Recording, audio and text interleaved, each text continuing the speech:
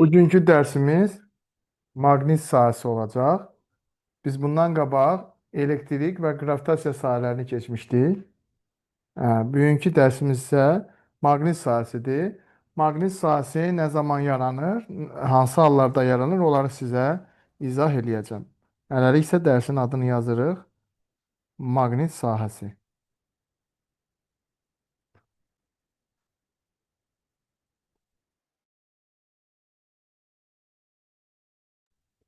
Maqnit sahəsi aşağıdakı hallarda yaranır. Bir-bir bunlar deyəcəm. Ekran Bir, paylaşıyoruz. indi paylaşıram. Unutmuşam ekran paylaşmayı. Benim ekran paylaşıp da. Paylaşıpsın müəllim. İndi gördünüz ekranı. Bəli, görsənir. Maqnit sahəsi aşağıdakı hallarda yaranır. Bir, sabit maqnitlər ətrafında. Sabit maqnitlər ətrafında.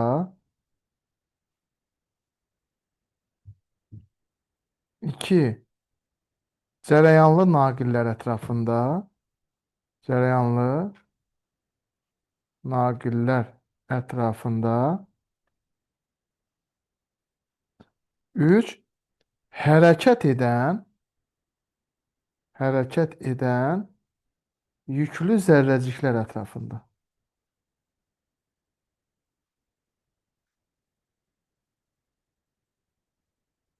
Deməli, sabit maqnitlər ətrafında, hərəkət edən yüklü zərrəciklər ətrafında, bir də cəryanlı naqillər ətrafında maqnit sahəsi mövcuddur. Ümumiyyətlə, maqnit sahəsi elə bir şeydir ki, əllə toxunmaq olmur, e, dadını bilmək olmur, qoxusu olmur.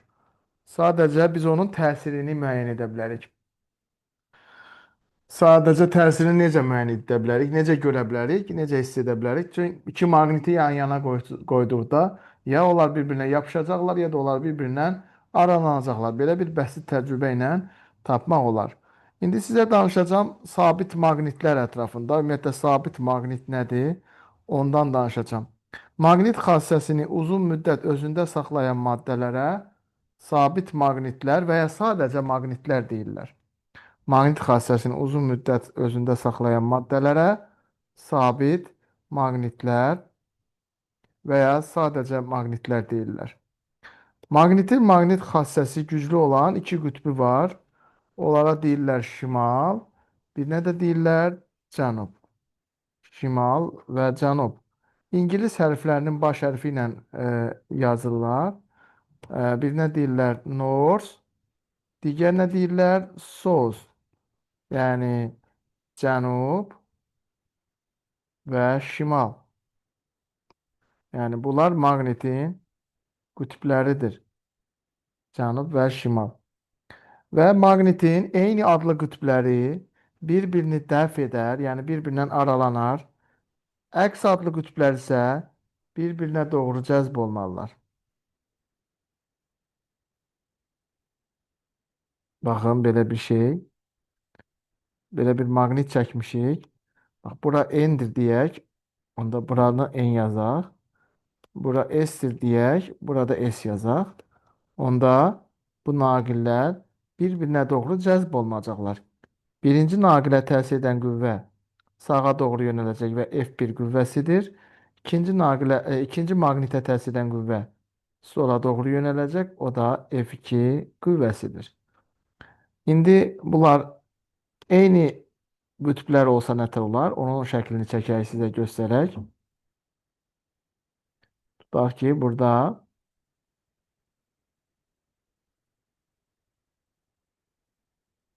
iki maqnit var.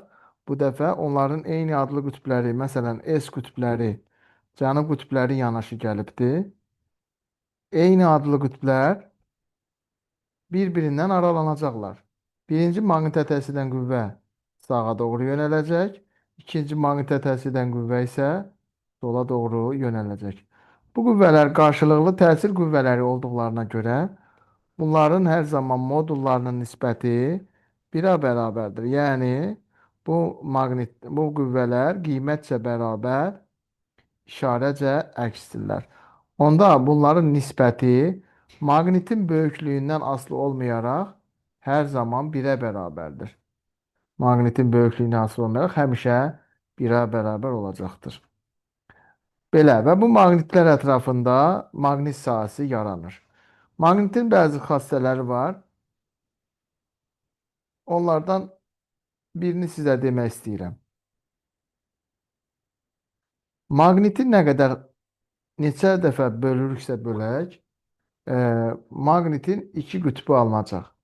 Şimal və cənub. Yəni maqniti nə qədər xırda hissələrə bölsək, maqnitin yenə iki qütbü alınacaq. Şimal və cənub. İndi mən onu burada sizə göstərmək istəyirəm. Baxın, belə bir böyük maqnitdir. Bu maqniti iki yerə bölmüşük. Bu böyük maqnit. İndi bunu ikidən yerə bölmüşük. Baxın.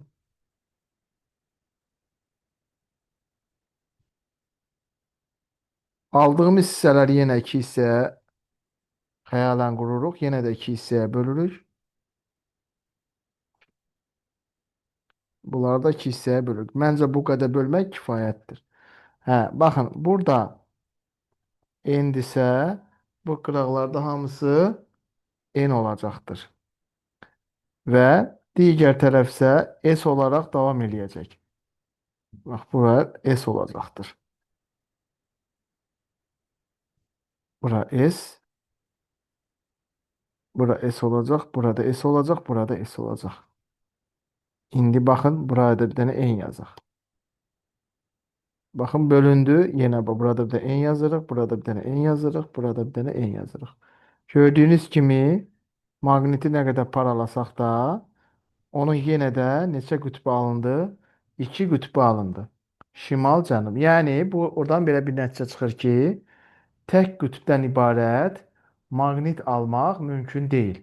Yəni tək qütblü maqnit almaq mümkün deyil, mümkünsüzdür. Mütləq onun iki qütbü olmalıdır. Şimal və cənub.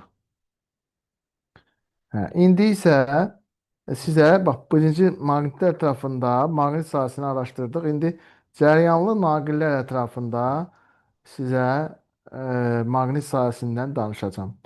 Mövzumuzun adı isə belə gedir. Cərəyanlı naqillərin maqnit qarşılığı təsiri. Cərəyanlı naqillərin maqnit qarşılıqlı təsiri. Tutaq ki, bizim əlimizdə bir cəryan var. İki paralel naqil var. Bunlardan eyni istiqamətdə cəryan axır. Bunlardan eyni istiqamətdə cəryan axır. Hər ikisində tutaq ki, cəryan aşağıdan yuxarıya doğru axır. Bu I1 cəryanıdır. Bu isə I2 cəryanıdır. Onda cəryanlar bir-birinə doğru, bu cəryanlı naqillər bir-birinə doğru cəzb olunarlar. Birinci naqilə təsir edən qüvvə sağa, ikinci naqilə təsir edən qüvvə sola doğru yönəlir. Və bunlar yenə də qiymətcə bərabər, işarəcə əksdir. Yəni bu formada. İndi cəryanlı naqillərdən əks istiqamətdə cəryan axarsa, baxın, burada göstər. Burada müsbətdən mənfiyə, burada isə müsbət yuxarıdadır, mənfi aşağıda. Cəryanların istiqaməti əks olarsa, onda buraya yazırıq I1, buraya yazırıq I2. Onda bunlar əks istiqamət. Bunlar bir-birindən aralanacaqlar.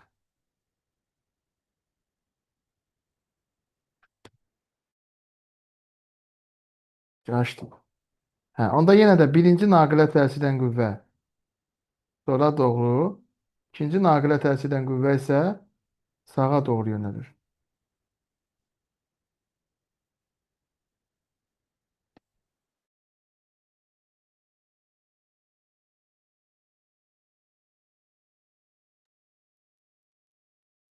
Yenə də bu qüvvələr qiymətcə bərabər, işarəcə əks olacaq. Onda bunların nisbəti 1'ə bərabərdir.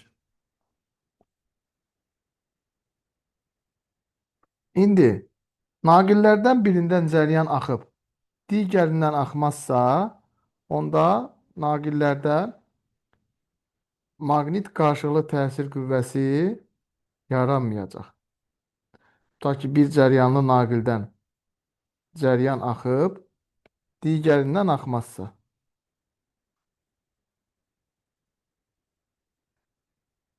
Ona görə də burada maqnit qarşılıqlı təsir qüvvəsi yaranmayacaq. Çünki ikinci naqildən cəryan axmır. Belə. Bu burada siz ən önəmli şey odur ki, nəyə fikir verməlisiniz? Birinci naqilə təsir edən qüvvə deyirsə, bax, bu sağa doğru olmalıdır. Ox ondan çıxmalıdır. İkinci naqilə təsir edən qüvvə deyirsə, o sola doğrudur. Bax, birinci şəkildə. İkinci şəkildə də birinci naqilə təsir edən qüvvə sola, ikinci naqilə təsir edən qüvvə sağa yönəlir. Bax, bunlara fikir vermək lazımdır. Mütləq şəkildə. İndi test toplusunda testlər işləyərkən suallarda bunlar bir daha başa düşəcəyik. Beləliklə,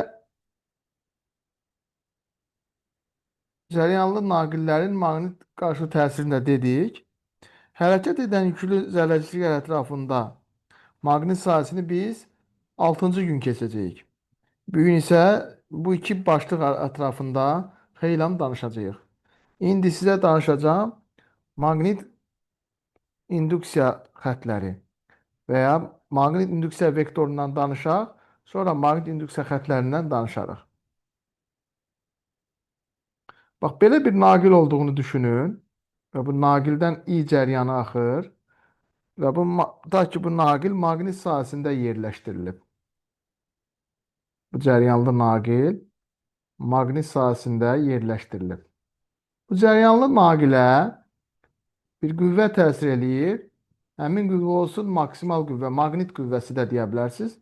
Naqilin uzunluğu isə L olsun. İndi biz danışırıq nədən? Danışırıq maqnit induksiya vektorundan. Maqnit induksiya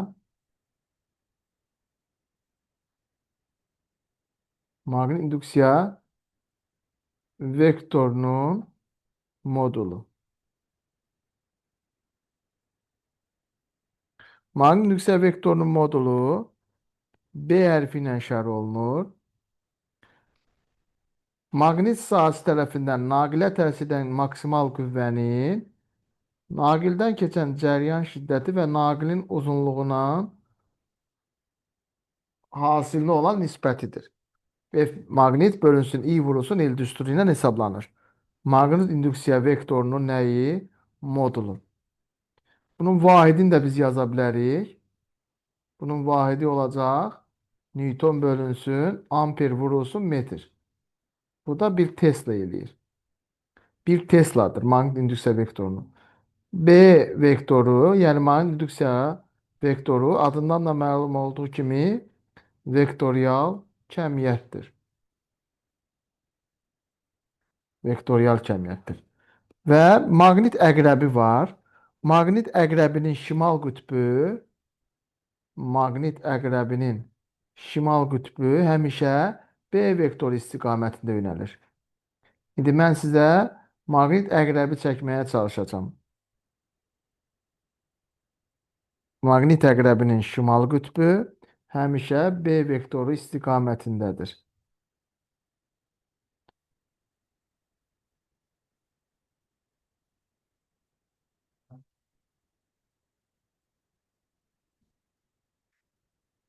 Baxın, burasını qeyd edək. North, yəni şimal. Burası da olsun S, cənub. Bu hal-hazırda gördüyünüz maqnit əqrəbidir, çəkmişəm mən. Maqnit əqrəbidir, bu formada olur. İndi nə qədər çəkə bildimsə çəkdim. Maqnit əqrəbinin şimal qütbü həmişə B vektoru istiqamətdə yönəlir. Yəni mən buradan bir B vektoru çəksəm, o həmişə şimal qütbü istiqamətində olacaqdır. Yəni maqnit əqrəbi dönüb dolaşıb şimalı B-ni göstərəcək. Burada da iki dənə şəkil çəkək, daha aydın olsun. Tutaq ki, bu B vektorlarıdır. Burada da maqnit əqrəbi çəkmişik. İndi bu dəfə B vektorunu sağa doğru çəkək.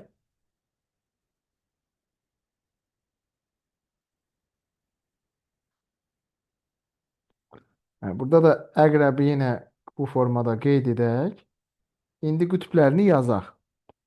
Bax, bura yazacağıq n, yenə burada yazacağıq n. Digər tərəflərə isə, bax, bura yazacağıq s, burada yazacağıq s.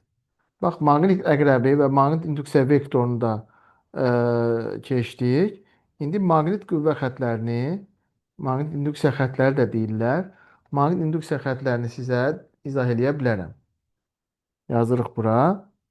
Maqnit qüvvə xətləri.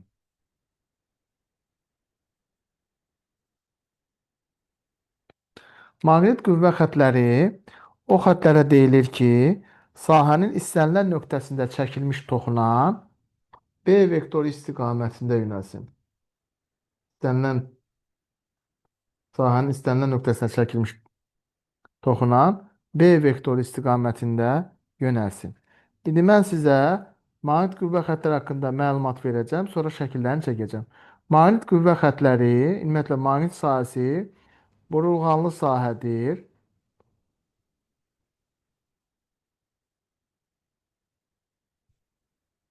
Sonra maqnit qüvvə xətləri qapalıdır. Yəni başlanğıcı və sonu nədir? Yoxdur. Maqnit qüvvə xətləri şimaldan çıxır. Şimal qütbündən çıxır. Cənub qütbünə isə daxil olur. Maqnitin içində də cənubdan şimala doğru yönəlir. İndi hal-hazırda həmin maqnit qüvvə xətlərini çəkəcəm.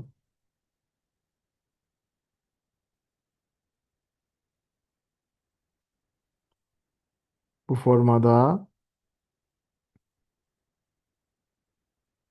bura yazırıq n. Bura yazdıq n. Digərinə də yazırıq s. Və qüvvə xətlərini çəkməyə başlayırıq. Baxın, şimaldan çıxır. Bu formada gəlir, dayanmır, cənuba doğru. Bax, bu formada yönəlir. Yenə buradan da istiqamət çəkək. Şimaldan çıxdı, cənuba doğru yol aldı. Burada da yenə çəkə bilərik. Bu formada. Gördüyünüz kimi bu xətlərin açığı yoxdur. Ancaq qapalı xətlərdir. Başlanğıc və açığı yoxdur. Başlanğıc və sonu yoxdur. Bunları çəkirəm və bu xətlərin davamı var. Mən qısa olsun deyə deyirəm. Bu xətlərin davamı var. Bu şəkildə. Bunlara deyirlər maqnit qüvvə xətləri. İndi maqnit qüvvə xətlərinin tərifini bir də yadımıza salaq.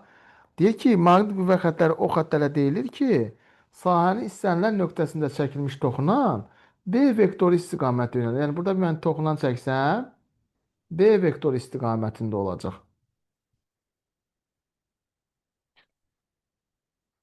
Buradan yeri var, burada yazaq. Tutaq ki, belə bir maqnitimiz var bizim. N, S. Burada yazmışıq, məsəl üçün. N, S. Maqnit qüvvə xətləri burada hər ikisi n oldu, eyb yoxdur. Şimaldan çıxacaq, burada da şimaldan çıxacaq. Təbii ki, bura gəlib çata bilməyəcək. Çünki hər ikisi n-dir. İndi birini n eləyək, birini s eləyək. N-s, s-n. Onda şimaldan bax çıxacaq cənuba doğru. Burada da bircins və qeyri-bircins maqnit sahəsi var. Bu paralel düz xətlər arasında yerləşən sahə bircins maqnit sahəsidir. Orada maqnit sahəsinin qiymət və istiqaməti eynidir. Amma digər bu əyri xəttlər üzərində olanlar isə qeyri-bircins maqnit sahəsidir. Orada isə maqnit sahəsi, maqnit induksiya vektoru modulu eyni deyil. Elektrik sahəsində olduğu kimi burada da Qüvvə xətlərinin sıx olduğu yerdə, qüvvə xətlərinin sıx olduğu yerdə maqnit induksiya vektoru çoxdur, yəni maqnit sahəsi daha güclüdür. Seyrək olduğu yerdə isə e, daha seyrək olduğu yerdə isə daha azdır. Maqnitlər müxtəlif cür olur. Düz maqnit var, nal şəkilli maqnit var, dairəvi maqnit var.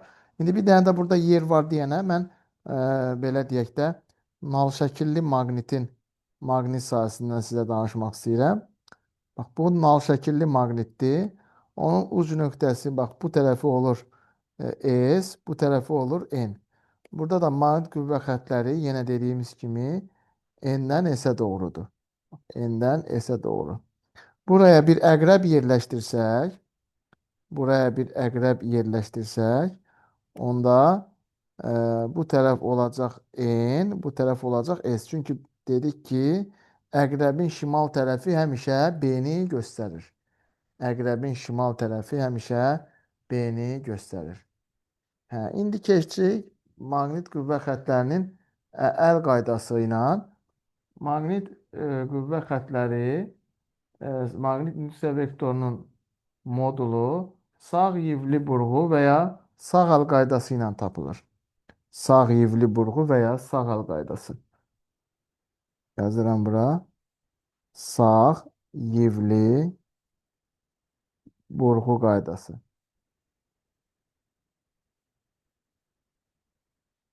Yəni maqnit induksiya vektoru sağ yivli, onun istiqaməti sağ yivli burğu və ya sağ əl qaydası ilə tapılır. Bunu digər tərəfdən də yazım, sağ əl qaydası. Yəni yivli ilə də tapa bilərsiniz, sağ əl qaydası ilə də tapa bilərsiniz. Deməli, burğu dəstəyinin irəliləmə hərəkəti, burğu dəstəyini, bax burada bir dənə burğu çəkək, kompot açan. O deyir ki, burğu dəstəyinin irəliləmə hərəkəti naqildəki cəryan istiqamətində olarsa, onda burğu dəstəyinin fırlanma hərəkəti B vektoru istiqamətində olar. İndi mən sizə lövhədə onu göstərəcəm. Lövhədə göstərəcəm, siz başa düşəcəksiniz. İndi hələlik burada qaydalarını yazım. Sonra isə sizə onun əyani olaraq nümayiş etdirəcəm. Əvvəla biz şərti işarələrdən danışaq. Belə ki, vektorial kəmiyyətlərdən, məsəl üçün, B vektoru belə gedirsə, biz onu deyirik ki, sağa gedir. Belə gedirsə, deyəcək ki, sola gedir. Yuxarı gedirsə, deyə bilərik ki, yuxarı gedir. Aşağı gedirsə, deyə bilərik ki, aşağı gedir. Amma biz indi B vektoru bizdən şəkilə doğru gedirsə nə eləyək? Ya da şəkildən bizə doğru gəlsə nə eləyək? Onu biz göstərə bilmirik deyənə şərti işarələrdən istifadə eləyirik. Şərti işarələr nədir? Şərti işarələr budur. Əgər bu ox işarəsi, əgər vektoru bir ox kimi təsəvvür etsək, oxun ucu belədir, nöqtə formasındadır.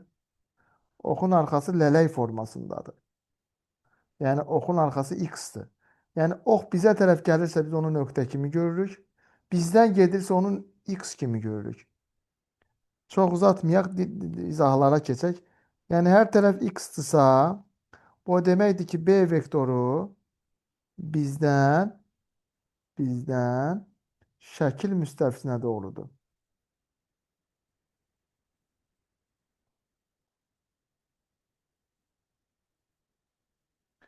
Hər tərəf nöqtədirsə, bu deməkdir ki, B vektoru şəkil müstəvisindən bizə doğrudur. Sizin şəkil müstəviniz dəftərinizdir. Müəllimlərin şəkil müstəvisi isə onların lövhəsidir. İndi sağ əl qaydasını tətbiq edib, burada işarələri çəkib, sonra lövhədə izah eləyəcəm. Baxaq. Bax, bu cəryandır, sağa doğru gedir. Onda sağ əlimizi tətbiq etsək, baş barmaq I istiqamətdə yönələcək. 4 barmaq isə B vektorunun istiqamətini göstərir. Çünki B vektoru bizə doğru gəlir. Yuxarısı nöqtə olacaq bunun. Bunun yuxarısı nöqtə olacaq. Aşağısı isə x olacaq. İndi cəryan belə gedirsə, i cəryanı bu formadadırsa, onda bunun sağ tərəfi, sağ əl qaydasını tətbiq etsək, sağ tərəfi x olacaq. Sol tərəfi isə nöqtə olacaq. Bunlar nətər tapıram, izah eləyəcəm lövhədə. İndi halqa şəklində naqildirsə, cəryandırsa, cəryan indi bizdən şəkil müstəvisinə doğru gedirsə, bu ətrafında burulğanlı maqnit sahəsi yaradacaq dedik. Bunu sağ ivli burğu qaydası ilə tapsaq, sağ ivli burğu qaydası və B vektoru çevrəyə toxunan istiqamətdə yönəlir. Onda bu nöqtədə olsa B vektoru sağadır. Bu nöqtədə olsa B vektoru soladır. Bu nöqtədə soruşsa B vektoru soladır. Bu nöqtədə soruşsa B vektoru yuxarıdır. İndi ola bilər ki, cəryan nöqtə şəklində olsun.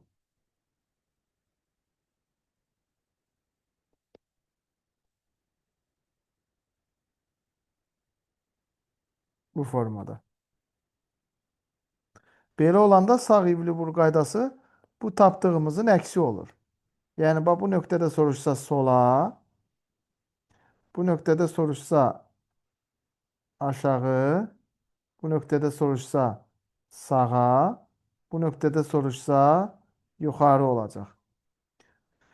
Bax, bu da bu şəkildədir və sonuncu halqa şəklində olsa cəryan, ola bilər, mümkündür belə bir şey.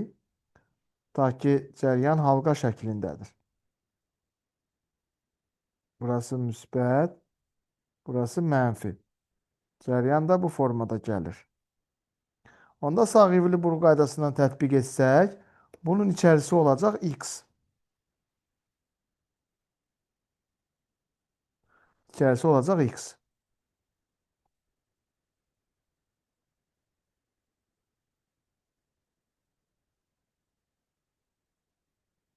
Müsbət mənfi. Belə olsa, tərsinə olsa indi, təbii ki, tərsinə olduğu zaman da içərisi nöqtə olacaq. İndi mən bunları sizə, bayaq dedim sizə, indi bunları sizə bir-bir lövhədə göstərməyə çalışacağım. Mən indi ekran paylaşımını durdururam. Stop share eləyək və indi biz burada həmən dediyimiz şeyləri nəzərdən keçirək lövhədə. Görək, siz lövhəni görə bilirsinizmi və mənim öncə kameranı açım.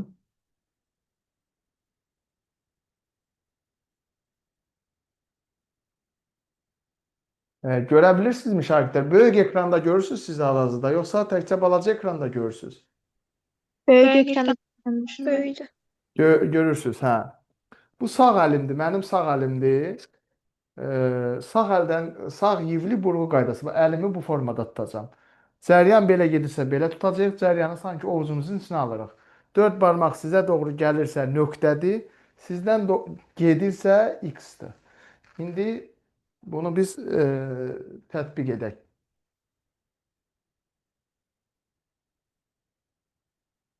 Lövhəmiz inşallah görünür. Tam olaraq görünür hətta.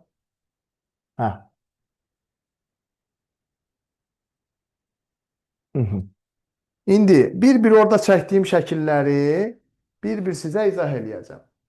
Baxın, bu cəryandır, sağa doğru gedir, i cəryanıdır. İndi baxın, baş barmağı görürsünüzmü? Baş barmağı i cəryanı tərəfə tutursunuz.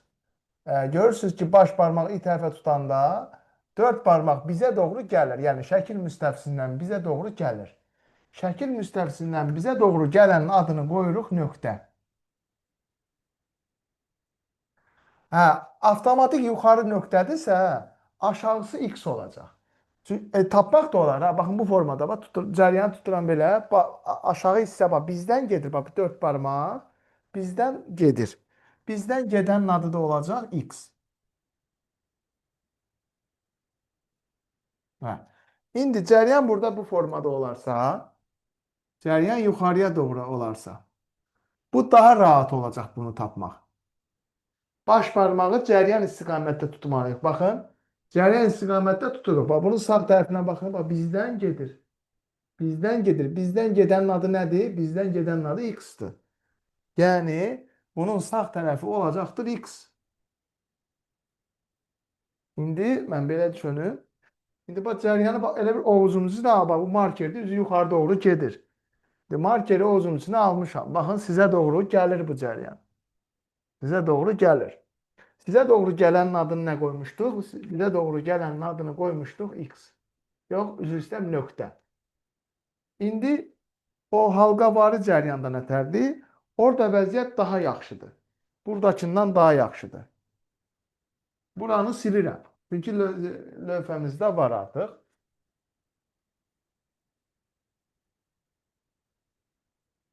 İndi tutaq ki, cəryan bizdən gedir. Yəni, cəryanın en kəsidir. Baxın, bax, bu bizdən gedir. Bax, bu cəryan tutaq ki, bizdən lövhəyə doğru gedir. Bunun ətrafında burulğanlı maqnit sahəsi yaranır. Bu formada çevrə kimi çəkirik. Və B vektoru çevrəyə toxunan istiqamətdə yönəlir. Sağ yivli burğu qaydasını tətbiq edəcəyik. Sağ yivli burğu.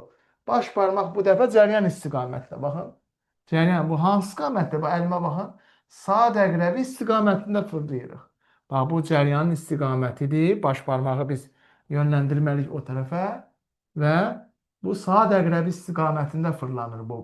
Demək, B vektoru saat əqrəbi istiqamətində çevrəyə toxunan çəkəcəyik. Baxın, sağa doğru bir B vektoru, sola doğru bir B vektoru çəkəcəyik. Baxın, daha doğrusu aşağıya, sola doğru və yuxarıya doğru B vektorları çəkəcəyik. X olanda bu şəkildədir. İndi nöqtə olsa nətər olar? İndi nöqtədir. Cəryan bizə doğru gəlir. Bax, bu marker, baxın, sizə doğru gəlir. Onda biz əlimizi bu formada tutacağıq, özümüzə doğru. Siz isə belə tutacaqsınız, baxın, bu tərəfə doğru, özünüzə doğru. Təbii ki, bunun ətrafını çəkək. B vektoru, bax, bu formada tutanda, baxın, bu formada tutduğunuz zaman saat əqrəbinin əksi fırlanmış olur. Və B vektoru çevrəyə toxunan istiqamətdə yönələcək. Onda bu nöqtədə soruşsa sola doğru, bu nöqtədə soruşsa sağa doğru, bu nöqtədə soruşsa, daha doğrusu burada aşağıya doğru, burada sağa və burada sola. Son zamanlar qəbula bunlarla bağlı əqrəblər düşür. İndi bura biz əqrəb çəkib, əqrəblərin də işarəsini tapa bilərik. Bura əqrəblər çəkirəm.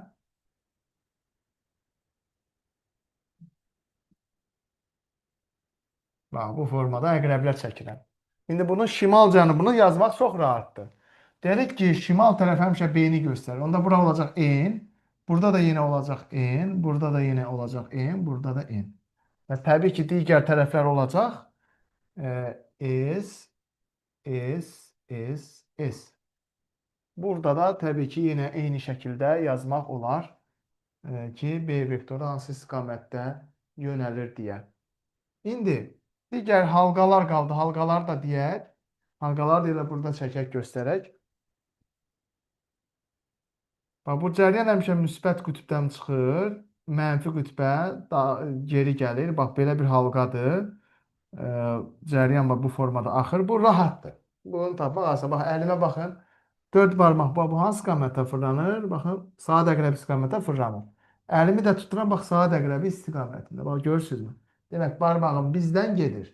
Barmaq bizdən gedirsə, deməli, bunun içərisi olacaqdır x.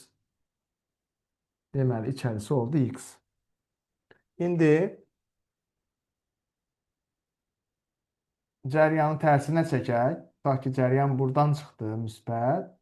Bura daxil oldu bu formada. İndi əlimə baxın, siz bilən əlimə baxın. 4 barmağı bu istiqamətdə göndərdikdə, baxın, B vektoru sizə doğru gəlir. Yəni bizə doğru gələnin adı nədir? Bizə doğru gələnin adı nöqtədir. Bax bu formada. Bu formada biz bu induksiya vektorunun istiqamətini bu şəkildə deyə bilərik. İndi superpozisiya prinsipi var. Elə yeri gəlmişkən burada deyəcəm onu. Amma orada da yenə lövhədə də çəkib göstərəcəm konspektdə. Superpozisiya prinsipi nədir? Tutaq ki, 2 dənə cəryan verib.